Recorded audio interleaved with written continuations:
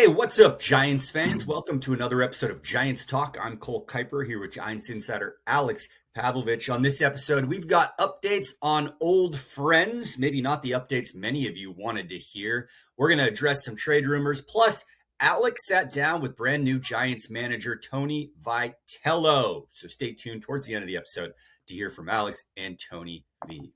Before we get started, Giants Talk is presented by Mancini's Sleep World. Rest easy with huge savings during the year-end clearance sale at Mancini's Sleep World with Beauty Rest Queen mattresses from $299. Don't sleep on this. Shop sleepworld.com. All right, Alex, let's start off with congratulatory news for some good Giants, despite the fact that many people listening to this podcast wanted or expected them to land back in San Francisco, at least one of them.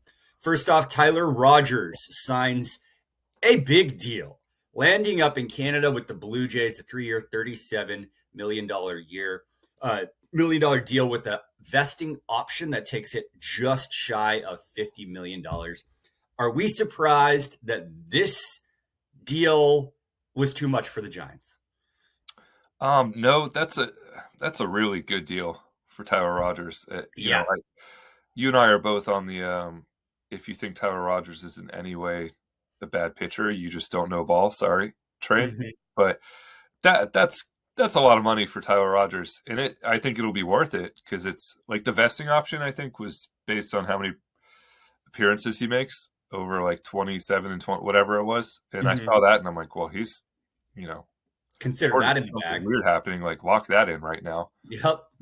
Reliable. I'm a little surprised. Toronto. They just keep pushing and pushing and pushing. Yeah. But good for him. I mean, a guy who has spent 4 years in AAA, didn't really get a shot for a while, I think has always been very, very underrated, except this is one of those where it's like the industry knows. And you saw what the Mets gave up for him at the deadline, and now you see what the Blue Jays are paying him. I never heard – I mean, I've kind of – we've been asked about Rogers in the mailbag, and I've written about him a little bit, tried to maybe prepare people for this because I had heard a couple weeks ago it was very unlikely he was coming back. And when you see this market, and we've talked about where the Giants are at, it kind of, you understand it. I also at the same time think like they very easily could have done this. So this is one where I'm like, you don't have to do this, but could have brought him back at this money or probably close to it, given the familiarity and some of being in San Francisco. And so Toronto's a great city, but I think someone who had been here a long time probably would be cool with it. Yeah. Getting here. So not surprised, but I think it shows you where the Giants are at in their relief pitcher search. And they've really made no secret of the fact that when it comes to relief arms, they are looking, if you ask them, and you can go back to like when Zach was on this podcast a month ago, and I asked him, and like the first thing they mentioned, and Buster mentioned this at the winter meetings too, was minor league free agents, non-roster invitees. So I think that's where their head's at in terms of rebuilding their bullpen. And some of these deals have been very, like you could have brought Rogers and Devin Williams in and locked up the final 2 innings. Pretty not, it's a lot of money, but not like crazy. I just think that's not what they want to do. So they are on a different path in terms of their bullpen. I don't necessarily think it's wrong because bullpens are weird and like you can find Joel Peguero out of nowhere. And think about like Rogers' own background and like how underrated he was, and now he's going to get one of the best deals in free agency. So they can find these guys. I will say I heard great things about Sam Hentges when I was in Orlando, just from Cleveland people who are like, Giants got a good one. So they can find these guys, but certainly it would have been you'd feel a lot more comfortable right now if you're like, well, Tyler Rogers is pitching the 8th and figure out who's pitching around him. I think the part that makes it hurt the most for me, and we're going to hear a lot of complaints from Giants fans about how the Giants should have locked this one up, but just the fact that they haven't done any big move yet, this seems like it would have been a really nice just check in with the fans move to make. A charity move, if you will. Not a charity for Rogers, but a charity for the fan base who's just seems right now like they need something. Yeah, I think where they're at financially, and again, this is not where they should be at, but this is where they are at, and we kind of have to view everything through this lens, is that's the contract they're not comfortable with. Yeah. I don't think right now. So it's and I think they can rebuild their bullpen, but there's certainly a lot of work to be done, and there's a mailbag question here about starting pitchers, and part of this is going to be which one of those guys can be in the bullpen, like who can. Yeah. We talk so much about Kai Teng's strikeout rate at the end of the year and things like that, and Trevor McDonald. And are those guys part of the fix? They're going to probably need some of those guys, because so far they have done very little to help that group. And most of the top relievers have come off the board. And there's still some guys that, like Luke Weaver types, guys who they can bring in, and guys who have experience in the ninth inning and can give them another trusted arm at the back end. But spring training, I think it looks like it's going to be a lot about trying to figure out who's pitching the 7th, 8th, 9th. Mm-hmm. The other Giants friend that signed their deal, Mike Yastrzemski, ended up in Atlanta for 2 years, $23 million with an option for a third year. Good for him. These are two guys beloved by Giants fans, parted ways with the organization. But I think definitely two guys Giants fans are going to be happy to succeed anywhere they go. We had joked about bringing Yastrzemski back just because his stats made sense, but it didn't seem like there's any way optics-wise that would be a fit. Yeah, he ends up being like the 3rd or 4th best outfielder in this market. Available. Another one where it's, if you were anti-Yaz, like, this is a smart team in Atlanta. Yeah. Very much value him, and I think there was actually a lot of interest around the league in him the last couple of weeks from what I've heard, and I don't think the Giants were really involved, but another good deal for him. And, him and his reps did a nice job years ago, because they went year by year in arbitration instead of, for a guy who was that old when he finally broke through, like, you could have signed the 4-year deal, 5-year deal, just lock up some money. And they went year by year, and I think he's going to end up over $50 million in his career. So he's going to end up doing very well for himself, considering what was he, 30 basically? He was like a few months shy of 30, I think. When he finally broke through. Yeah. Ends up in a great spot in Atlanta. He's a Nashville guy. So, yeah, I think if I was looking at this contract too, and the difference in the 3rd year, the option, it's like a $4 million. These buyouts are usually like $1 million. I think it's like $4 million, and then the option's like $7 million. So he's probably going to get picked up anyway. So ends up being a big deal for both these guys. One, it tells you where the market's at, and I think that tells you a little bit of why the Giants are so quiet. Yeah. When you see numbers on some of these guys. And it's one thing I wrote last week, is they just, this is the most simple explanation here in a lot of ways. One, they don't want to spend too much this offseason. But the other thing, and something I heard in Orlando a few times, was like, they just don't love a lot of these guys at these prices. Mm-hmm. And when you see the contracts, you can kind of go like, yeah, at the same time, they need somebody. So at some point you have to swallow hard and just accept it. Yaz especially, like, they can, if they get to spring training and this is what they have in the outfield, I think they can figure it out and piece it together with the young guys they have and just, prioritize defense in right field and see where they're at. I think they'll be okay. But yeah, this is kind of a market that doesn't really, it's not great if you're a team that's like trying not to blow it out this offseason. Well, if the free agent market isn't really the best fit for the Giants this offseason, it seems like they might have to get something done via trade. And there were a couple of trade rumors swirling around this week that the Giants were tied to, including Brendan Donovan and Kettle Marte. Alex, do you have any insight into those? I'm sure our listeners are wondering. We've really trained our audience here. When they hear trade proposals, check in with Alex, check in with the Giants beat to find out if this is legit. I wrote about Donovan last week, so I there's that one's real. I mean, there's some real interest there. I don't know about Marte as much, but Katie Wu's a fantastic reporter. So I've known her for a long time. She's great. So she does not throw stuff at the wall. So I'm sure they're involved there as well if she wrote that. That one I find a little harder to believe just in terms of getting close because it's trading a star player, and Ketel Marte's really, really, really good. Like I think he's one of the most underrated players in the majors. Now he misses some time, but when he plays, he's just a monster.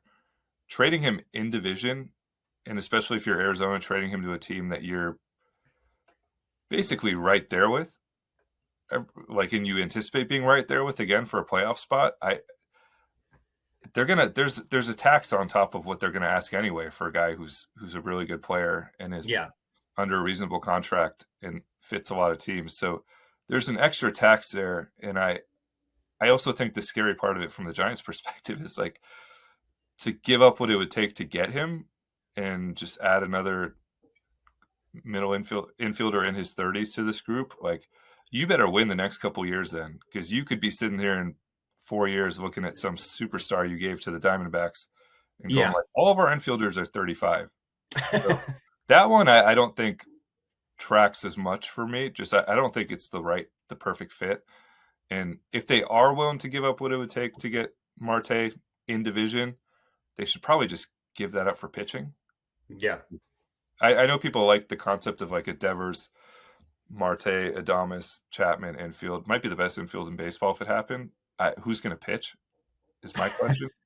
So it does look like Ken Rosenthal had an article this morning in The Athletic about Ketel Marte's no trade list, which includes 5 teams, one of whom is the Giants, which I guess that does put a little cold water on that deal. But I don't know. I don't feel like second base is the place to spend.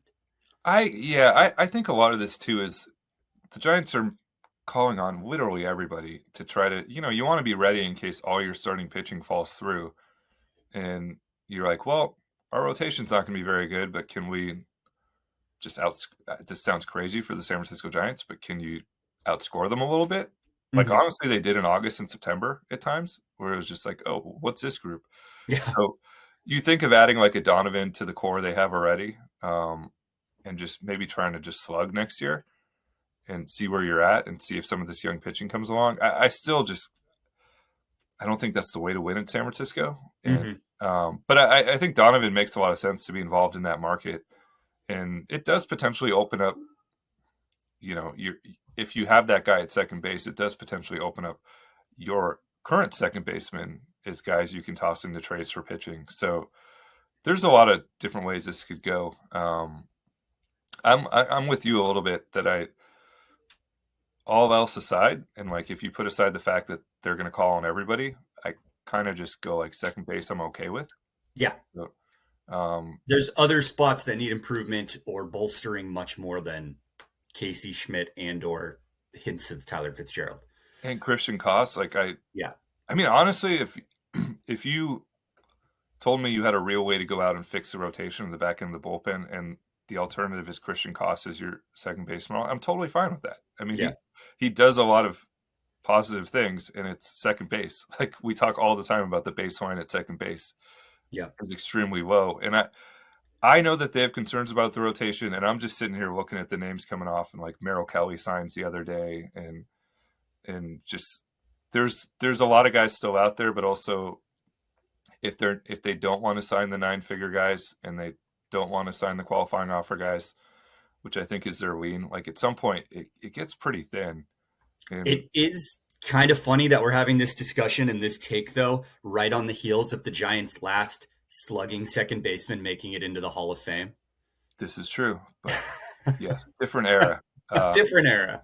I think just the main lesson from last year is just they need a lot more pitching. Yeah. And so far, nothing. So that's a real concern here on December 15th when I look at their pitching staff.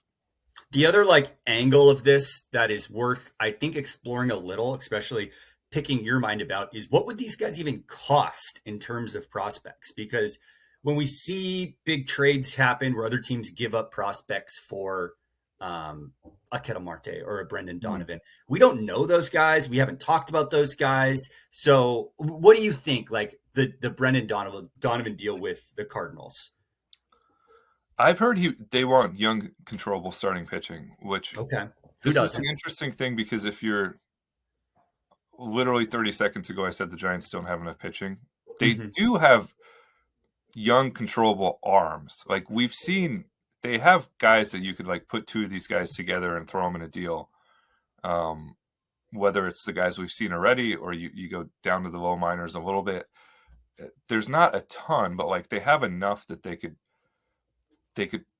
put enough together to intrigue another team that maybe goes like, you look at like the weird Royals Brewers trade over the weekend, where it turns out Milwaukee just really wanted that lefty. Yeah. And they're like, we can fix him. So there are teams that'll do that. And maybe a team looks at like a Carson Wisenhunt or a Hayden Birdsong and goes like, we love that. We've always loved that guy. We wanted him in the draft. So they can put together young, controllable starting pitching. I think their problem is at the moment, you don't want to fully rely on that group because we saw last year you can't. They think some of these guys can help, but they need like a buffer in front of those guys. So they can trade some of those guys. I also think they need them in-house to fill. That's where I just kind of go back to like, if you're trying to find an improvement at second base, and you have to trade a couple young pitchers away, that just further strips away from your pitching depth chart, which is not great at the moment. But I do think that's who teams will ask about. St. Louis specifically, I think, would probably ask about young pitchers. For somebody like Marte, I'd probably go near the top. I mean, all the rumors out of like Boston are Marcelo Meyer, who's a really good prospect, and they don't want to part with. So you go to like the top of prospect list, and that's again where I don't know that any of these names are involved, but like that's a scary deal from both sides because let's say it was Eldridge, and you're like, well, Marte's signed for 5 years and just do it. It's frightening to think about him potentially hitting 45 homers in your division. Yeah. For the next, so that's where that one's just a tough match for me. But I do think there are teams that they can find. And if they're able to get their pitching elsewhere, I do think there are teams that they could be like, we do have these guys. Like they're maybe not the best fit for what we need to do right now. But if you're a rebuilding team and just want to throw a couple of these young guys in your rotation, and you don't care if you lose 100 games as they develop, then they do have those guys. Yeah. Yeah. All right. Before we move on to a mailbag, remembering some guys in the interview with Tony Vitello, want to give a shout out to kind of an old friend of the Giants who signed, and that is Mel Kelly. Oh, yeah. Mel Kelly, 2 years, $40 million, back to Arizona after spending a few months in Texas. What do you think for 2 and 40? Is that something the Giants should have been much more interested in? Or do you think maybe this was like I want to go back to Arizona, that's where my house is kind of deal? I thought you were going elsewhere with remembering some guys. Got me by surprise here. I think that it's fine, and it's where the market's at. And it's like, you remember what they did with Alex Wood and that whole class of guys like Alex Cobb and Cobb. The market's ticked up from where it was a few years ago. That's kind of he is the type where it's not like the sexiest way to finish this offseason, but you throw a couple of those, if you wanted to go get a second baseman and then throw a couple of those guys at the back end of the rotation. Yeah. You're probably okay. You with health, you're probably in decent shape next year. But he's reliable. You know what you're going to get. He absolutely kills the Giants. That's what I was going to say. Speaking of guys you don't want to see in division, could he have just signed anywhere else? Yeah, I was a little surprised. Just Arizona, you never know how much money they have to spend. And when you start seeing Marte rumors, although I think they feel really good about with Carroll and Perdomo and some of their young guys, I think they feel good about where their lineup's at, but and feel like they can make that move. But I guess I was a little surprised by the number, but then you look at it and you go like, that's kind of just the going rate now. And and I also think that's where it gets a little scary when you get into these off seasons. And, the going rate for like 1 year deals last year was $15 million it's like Verlander, Cobb, these, like, that's about, remember the Matt Boyd deal a year ago? That looked huge. Yep. So it's just kind of like, you're not going to get you're not going to get anybody who's a reliable back end starter for less than $15 million now. And now it looks like $20 million on the 2 year deals. This is where I think internally you have to just swallow hard a little bit and go like, we didn't maybe think we were going to spend this much on that guy, but Yeah. But it Yes, was you that are. or not spending on anyone, Yeah, and it's we that need or not some. spending the money. So Yeah. All right. Quick remembering some guys. Former San Francisco Giant Brett Pill is now the Rockies hitting coach, making the jump to coaching again at Coors Field. Would you say hitting coach in Colorado is a cushy job because of, the whole Coors Field thing, or is that more scrutiny because expectations are higher?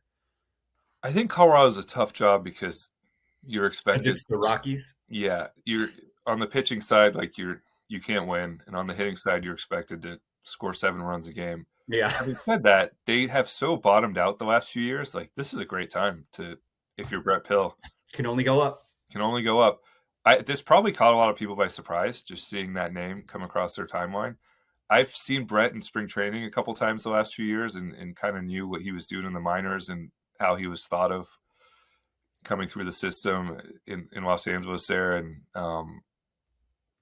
kind of had an idea that he was generally on the radar. I Mm-hmm. did not think he was just going to go straight to like big league hitting coach for. Yeah. Good for him.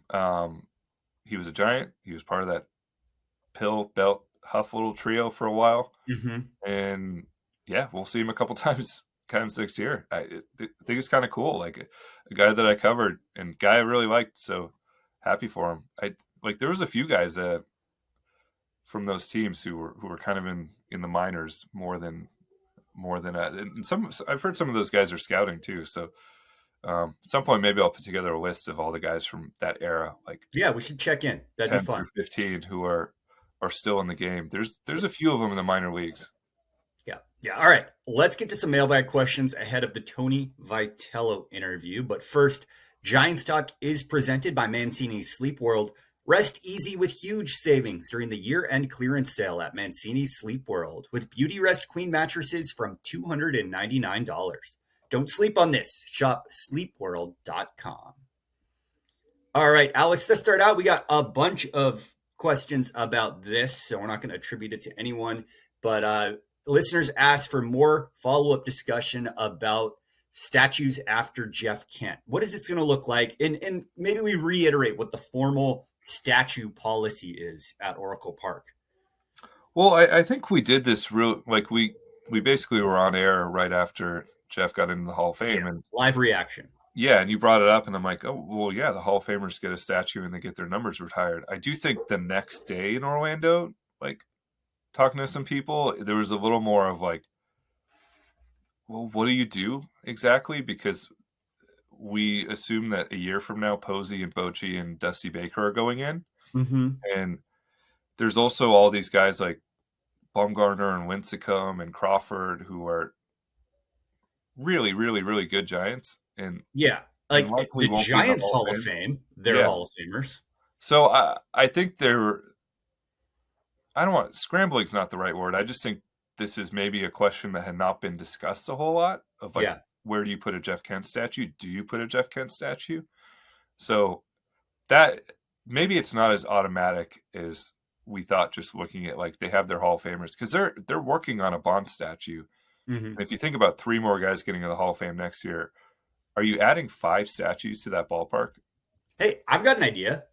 What if these statues aren't confined to the ballpark? Spread them out throughout the city. Around the city? Not a bad idea. You have to go like find the Jeff Kent statue. Yeah, exactly. Maybe they move. Put it at Cal. Yeah. I do wonder if at some point they're just going to have to. And we've talked about the jersey numbers and how many they've retired, and that they're a little like. I actually asked Tony about this because my first question was about wearing number 23. And you think about it, like 21, 22, 24, 25, like they're running out of good numbers. Yeah. So I do wonder if at some point there's going to have to be like hey, there's a walkway. Like Cincinnati has a walkway to the ballpark where there's statues, smaller statues of guys and some plaques for guys. I wonder if they're going to need to do that if they want to keep honoring guys in this way. And we know the Giants love to do a ceremony and love to do a weekend for players. Yeah. But I have a hard time believing they're going to find space for 5 statues over the next decade. And well, it'll be interesting to see how they handle this, because I do think the Lincecum Bumgarner era of guys make a really interesting problem in that they're not Hall of Famers likely, but what they mean to Giants fans is absolutely crucial. I mean, absolutely no disrespect to Jeff Kent here, but if you polled Giants fans and said we can do a Lincecum statue or a Jeff Kent statue, Yeah, exactly. it's like 95-5. Yeah. So that's I think the question, and they're trying to figure out the jersey numbers as well. But I think the question they have to figure out long term is what they do with that whole era of guys, and whether it's you can't just have statues lining the street in front of Oracle. They're probably going to need some sort of little Hall of Fame at some point, or walkway or something. Yeah. All right. Our first official mailbag question of the day is from Travis. Travis says, okay, so I know we have Webb, Ray, Roop. Can we put Wiz and Hunt into the mix for the 4th or 5th? I know that's only one spot to fill, but maybe. So I guess the question here is, will Wiz and Hunt be in the opening day rotation? You could. If you got a really solid guy for the 4th spot, like, or really, let's say there's a surprise here and like Tetsuya MI ends up being a Giant, and you're like, the flip side of that is that the 5th guy is either Wisenhunt or Tidwell or Birdsong or McDonald. Yeah. 100% fine with it. That's totally fine. That's why you have young pitchers. I think the concern right now is that they know they're going to need a dozen of them next year. Yeah. And I don't think Landon Roop and Eric Miller are going to be 100% by spring training. I also just don't think you can forget that both of them had elbow scares in 25. And Robbie Ray's a little up there in age. Logan is you can't do anything to knock him off the mound every 5 days. But other than that, there are some holes in the rotation potentially, and you just know that things are going to happen over the course of a year, and you're going to be missing some guys, and hopefully all these guys are healthy, but that's just not it's almost never that you have fewer than 10 starters. So that's where you're going to need these depth guys, and I think you want to go into camp with 2 guys ahead of this group, knowing that you're going to need these guys. You're probably going to need one of them coming out of camp, even if you go in with 5 starters. Oftentimes something happens in Scottsdale where you go, oh, there it is. There's the answer. Our 6 guys in the rotation. Yeah. So I think that's the issue here, is that there's some guys, going back to the trade discussions, there's guys I would trust at some point of the year. I just, coming out of camp, I'd want to have, or going into camp, I would want to have 2 more reliable arms in the rotation right now. Next question is another from Travis. Travis says, Joswar is 18. He played well last year. Will we see him in San Jose, or what does the development look like for Joswar? And I guess any international player, but especially the big ones. The plan with him right now is to be in the Arizona Complex League next year. Okay. Having said that, the Giants, I think, are open to him looking so good that he does spend some time in San Jose next year, which would be impressive. So yeah, he's likely going to start in Arizona, but I wouldn't be shocked if we see him in San Jose for a good chunk of next year, because he is very, very, very highly thought of. Yeah. This next question, Alex, is one I'm going to need your expertise on. Rachel says, I'm not sure how the Hello Kitty days are determined, but I miss when they would play her theme song at the park and she had the day for herself versus being grouped with Girl Scouts Day. Other parks get Hello Kitty for multiple games. Do you know why the Giants only get one? What do you mean my expertise? This is your... I know nothing. I don't even think I've really been to one of the Hello Kitty days. People love it. I know that giveaway is wildly popular every year.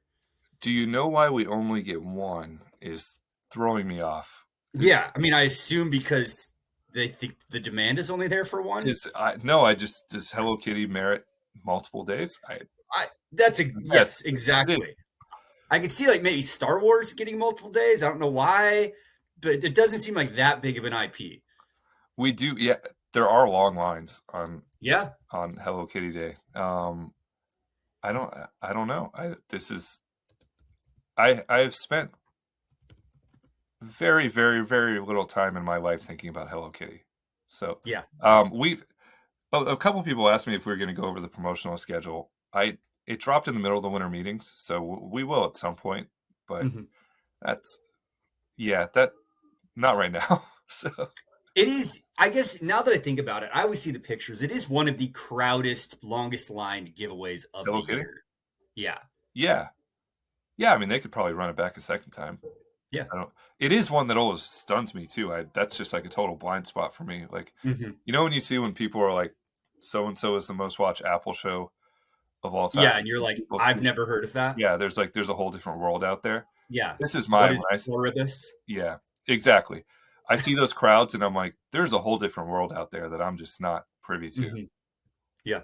Yeah. All right. Sorry we couldn't be more helpful, Rachel, but we will talk more about the promotional schedule for 2026 in an upcoming episode. Graham says, since Daniel Suzak was traded from the Twins to the Giants, does he still fall under the Rule 5 draft rules?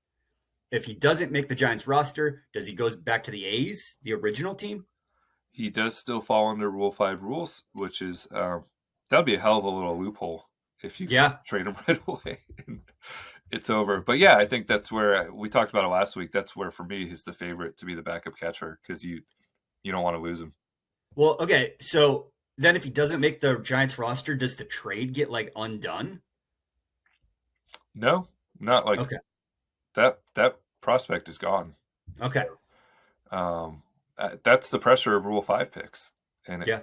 it's honestly why we talk about them so much because there's just this interesting angle to Wrinkle. everything where Yeah. like a Blake Sable, basically the entire season we're like, is he going to hang on here? So, and it's rare that they do, but catching is one spot where you can maybe sneak the backup, especially with Patrick Bailey. He's going to catch 130 games. So. Yeah. By the way, Final. I see this on social media every once in a while, like they have 2 young catchers now. Could they trade Bailey? Like, absolutely not. So they have 2 guys with very little big league experience behind him. Yeah. No big league experience behind him. Final question before the Tony Vitello interviews from Q Out. Should the Giants' recent failures to develop highly touted prospects give fans a reason to be less averse to trading prospects away? I think we kind of touched on this during the Bryce Eldridge, is he on the table rumors. And there is some merit to it. I mean, we have had, I don't want to say busts. Bust seems like a strong word, but guys who could have been traded for a lot of value over the past 5 or so years not get traded. Yeah. At the same time, I don't think you can just look at every guy and go, well, Luciano didn't develop, so trade Eldridge. Like, yeah, it's gonna bite you in the ass more often than not. Mm-hmm. I think you look at each individually. I think you also look at who's in charge, right, and who's making these decisions. And a lot of the people who were in charge of developing Marco Luciano are gone. So they partly because they did not develop the Marco Lucianos of the world. So Yeah. if you're Buster, I think now you talk to Zach and Randy Wynn and all your people internally. He's brought in a bunch of different people, mostly people that he knows, but you get their opinions, and also you make your own evaluation on that. I think in general, people probably prospect hug too much because you look at most of these. One thing I've wanted to do on this, and maybe we'll do it in January, is go back like 5 years and look at somewhere like the rumors and things we were talking about. And we have enough of a runway now of Giants talk that we could probably go back 5 years and be like, yeah, we're talking about December 15th, 2000. Like, what kind of prospects were we talking about not trading? Yeah. Because a lot of times you're like, well, you should have dealt that guy. Absolutely. But I think with certain guys here, like a Bryce, you can't look at like Luciano in that development. They're different guys. They're different personalities, different ways they work. So yeah, I would not look at that too much. Just It's always worth remembering. Like sometimes you see these packages, and granted, we just talked about like I would be really terrified of trading that guy for Marte, but yeah, it comes down to, I think from the fan perspective, I think keeping a guy and having him not pan out hurts less than trading a guy and having him pan out. Yeah, significantly less. The flip side of that is like Fernando Tatis Jr., Yes. where you're just for a decade like, damn it. So like it is really easy to look and be like, you have all these shortstop prospects. Trade Johnny Level. Like, you're fine. What if you look up in 4 years? And so, yeah, it is why this is difficult. Like, there are occasionally these guys that come back to bite you, and those ones hurt. You know, you and I grew up with the AJ Pierzynski trade. Mm-hmm. Those hurt way worse than the wins. I just had to go and look up where Tatis Jr. came through. White Sox? Yeah. That is crazy. Like that's a perfect example. I knew he got, moved early on, but oof, yeah. And he was a kid. Yeah. Or, even the Dodgers, as infallible as they are, they traded Alvarez years ago when he was a kid. So it's why it's so tough. I would not want to be in that room. It is really tough to make those decisions, knowing that you could look up in 3 years and be like, what? Yeah. Who did that? But then sometimes it's Lucius Fox, and it doesn't matter. Yeah. Yeah. All right. Well, with that, let's go to Alex's interview with new Giants manager Tony Vitello. Alex, is there anything we need to know going into this chat? No, we talked last week in Orlando. I think this is the old, we're still getting to know him. Fans are still getting to know him. So hopefully people learn a lot from this interview. And as I told him, he'll be on here a million times. So at some point we'll turn more towards baseball. But I think it's been such a rush in getting the coaches going and everything. We're still maybe trying to get to know the guy. I mean, we talked about Peyton Manning and Jelly Roll right away. So it is, wow. You're learning a lot about Tony. Yeah, got right to the hard-hitting stuff. I love it. All right, with that, here's Tony Vitello. All right, Tony Vitello, all settled in here at the winter meetings. I'm going to start with a hard-hitting question that nobody asked you 6 weeks ago. Why number 23? 22 unavailable, so there's where we start. The only time I did not wear 22 in college was when Ian Kinsler, who's a pretty good player, was at Missouri. Yeah. And so that year I was actually 42, but 23 was a number that was between Will Clark, Willie Mays, pretty good company right there. And there also wasn't many options. So there were a few reasons that bled into it, but excited to move forward with a big league jersey in general. Well, 22 is gone, 24 is gone, 25 is gone, 21 is gone now. So 23 ended up being a smart choice. Yeah. I've talked to both Bruce Bochy and Dusty Baker about getting to know you a little bit. You talked to both those guys, I think, before taking the job. Who was more intimidating for you? Who made you more nervous? I would say Dusty, because Dusty was first. Okay. The one thing about that, though, is I was able to meet him during the All-Star break prior to that conversation. And then I spoke with Bruce Bochy over the phone a couple times, but did not get to meet with him afterwards. So maybe you call it a draw. But when I met with Boch, I had my parents with me, and I was fearful that would be a distraction or poor business, whatever it might be. And he could not have been sweeter to my parents. And he and my dad really hit it off, too. So it was pretty cool to see. I'll tell you, he told me he loved meeting your dad. So he was like, that was a cool experience. I want to take you back. I heard you say something on a podcast. You said, I was talking to number 16. And I'm like, hold on. That's Peyton Manning. You really casually dropped in. I was talking to Peyton Manning. How involved was he just in your conversations leading up to taking this job? He was a good resource because he was incredibly neutral. Obviously, he's in favor of all things Tennessee. I don't know that anyone other than maybe Pat Summitt will be more Tennessee than Peyton Manning. But he was good as far as educating just pro sports. What is it like? And I've always asked questions as a fan, but never with the perspective of this could be a potential job. So I think, too, with Peyton, anytime you're around him, he's such a good host. He makes you feel comfortable, whether it's fun being at a game or being involved socially at a party, making sure you got everything you need. So more than anything, he provided some stress relief. I think one thing I've noticed just in listening to you talk is you seem almost at times to just be like a little fan again, with some of all this stuff. And you go back to your childhood. And when you are talking to a Peyton Manning, or when you look at some of the people you've gotten to know, is there anybody in your cell phone that you still just kind of go I can't believe I know that person? I'm trying to think of who that might be. I think Jelly Roll is as of the most latest number I put in my phone, where I was like, I don't think I'm deserving of this guy's number. But yeah, just recently I was talking with Pat Murphy and Dusty Baker at the same time. And, there's got to be a moment of in there like, what am I doing here right now? Where's security? They should escort me out of here. But it's been a fun experience. I want to go back to the press conference. A couple of things you said that stood out to me. One, you were very passionate about people talk about paying your dues. And you said, I did pay my dues. And it was just in a different way. Can you explain maybe what you mean by that? Because I think a lot of people think come through the minors. I would imagine it's much more difficult to be staying at like courtyards trying to recruit people for 200 nights a year. Yeah, I mean, it's an insane summer that comes right after your last game. So to take you into a college locker room, you lose or win your last game, and then the very next day, it doesn't matter. When we won, we never met again as a group after we returned tripped from Omaha.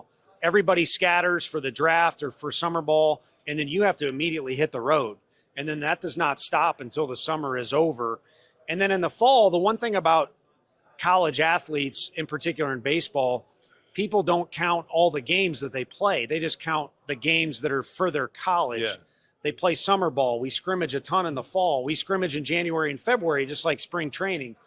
So no, it's not the same amount of reps, but it is a lot of work. When you think back to like your younger years, what was the most nights you think you ever spent like on the road trying to recruit people? Oh, there was probably a few different times where it was 2 weeks straight without returning to home base to switch out the luggage. And, it's fun too. I was kind of joking in the press conference, you get to see the world, you see other places, you maybe visit a buddy that lives in a certain city.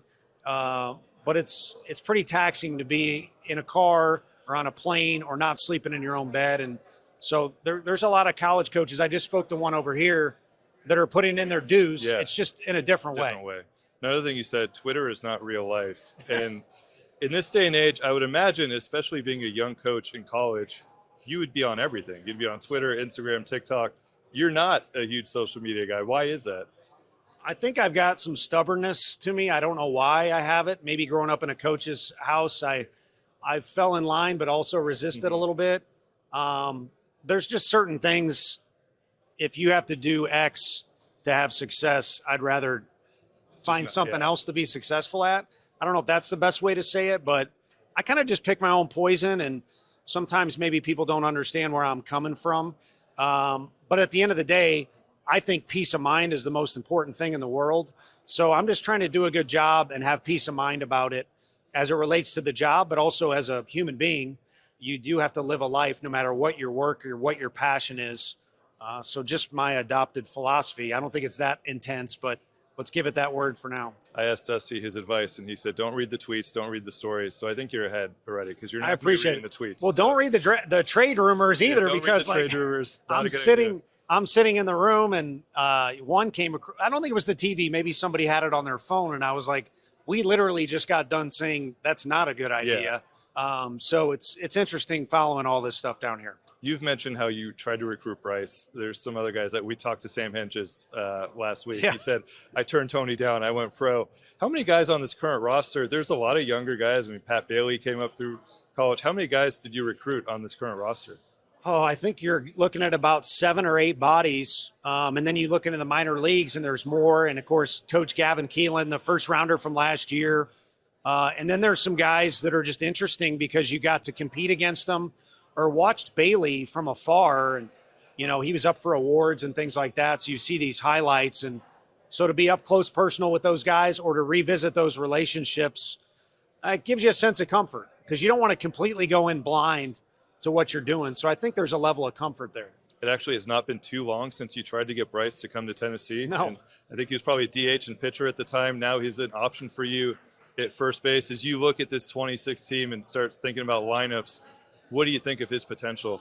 I think his potential is off the charts because a lot of people lose, when they start talking about him, they lose context of who he is and where he came from. He's from a northern state. I know it's, not Wisconsin, but a northern state, not a ton of reps.